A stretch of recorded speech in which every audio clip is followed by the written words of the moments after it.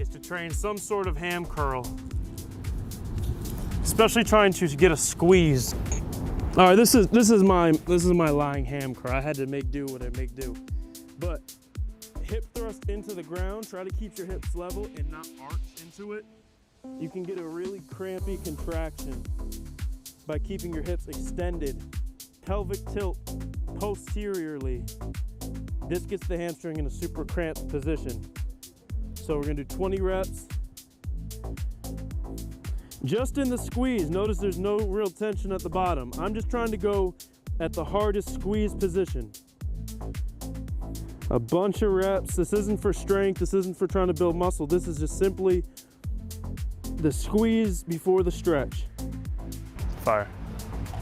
Yeah, and try to tilt your pelvis into the ground. Yep. If you do the ham curl while you're flexing your glute, you're gonna feel it start to cramp. Work through like 20 reps there. But you could do any sort of ham curl. The goal though, you could even do it standing. Just make sure you extend your hips, keep your ribs down, and pull your heel up. You learn how to almost make it cramp. Your hamstrings do two things. They extend the hips and they flex the knee. So if you do both of them at the same time, extend the hip, flex the knee, keep the pelvis completely locked, you get a real cramped up hamstring, and that's the goal before we stretch it. So we just did the squeeze for the hamstring. Now for the stretch, we're going to go, there's two ways to try to stretch the hamstring. There is the fascia connective tissue nerve dominant way, where the body is nice and long so the entire sling of fascia is taut. If you have sensitivity in the nerves, this is one way to immediately make sure it gets irritated.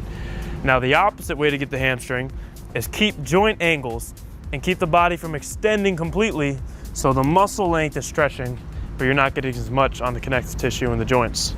So we're gonna do a RDL iso hold.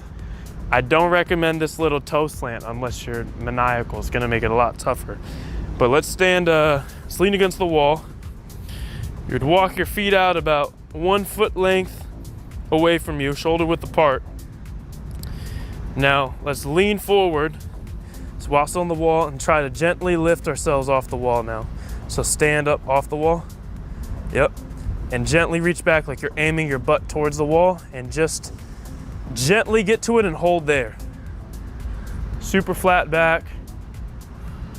Any height that feels good for you. He's jumping.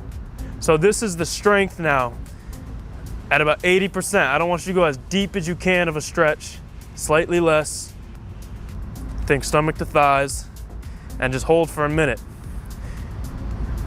If you're worried about your low back, if you've been doing back extension iso holds and you're at least a minute, I think this is actually pretty safe to do. Keep it real light, even body weight you can hold.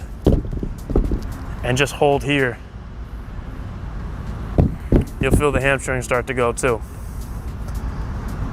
So keep holding that stretch position. Since we already pre-fatigued it and we pumped it, it doesn't take as much range to now feel the stretch. This can apply to any area in the body that has become super sensitive, and you learn to just avoid actually pulling on it because it gets flared up.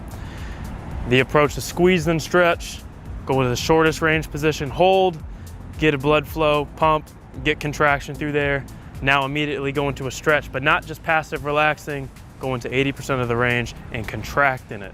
Those two alone are gonna let you get to the exact sensitive area and build new evidence that is safe to fire, doesn't need to spasm, and you open up without even having to test 100% range. And this is how I built up to things like splits. Not by holding split positions, but by holding things like a long lunge, the RDL hold, and squeezing in it.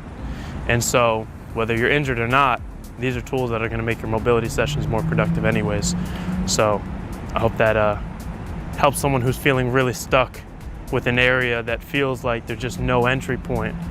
Give this a try. After a few weeks, you'll realize things are gonna feel much better than when you were either stretching it, ignoring it, violently pushing through pain, or completely leaving it alone and it just stayed tight.